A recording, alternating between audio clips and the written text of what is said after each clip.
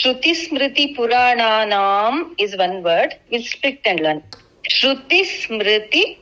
Shruti Smriti. Shruti Smriti. Purananam. Purananam. Purananam. Shruti Smriti Purananam. Shruti Smriti Purananam. Shruti Smriti Purananam. Alayam. Alayam. Alayam. Karunalayam. Karunalayam. Karunalayam. Namami. Namami. Namami. Bhagavat Padam. Bhagavat Padam. Bhagavat Padam. Shankaram. Shankaram. Shankaram. Lokashankaram. Lokashankaram. Lokashankaram. Full line. Shruti Smriti Purananam Alayam Karunalayam.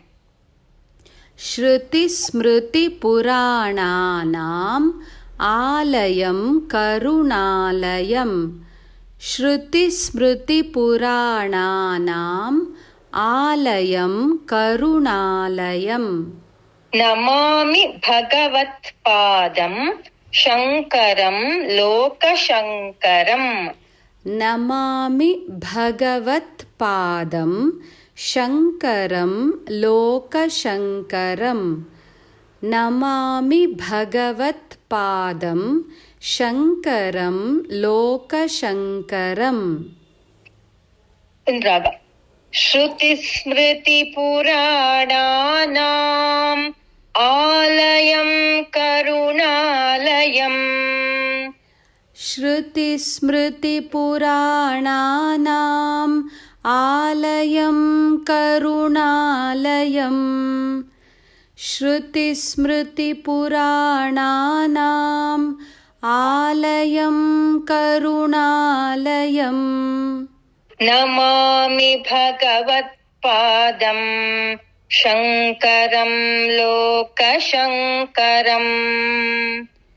Namami Bhagavat Padam Shankaram Lokashankaram. Namami Bhagavat Padam Shankaram Lokashankaram. Full shloka.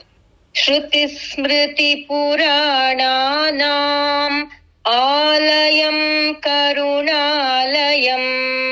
Namami Bhagavat Padam Shankaram Lokashankaram. Shruti Smriti Purananam Alayam Karunalayam. Namami Bhagavat Padam Shankaram Lokashankaram.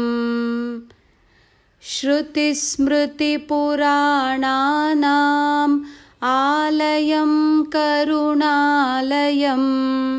Namami Bhagavat Padam Shankaram Lokashankaram.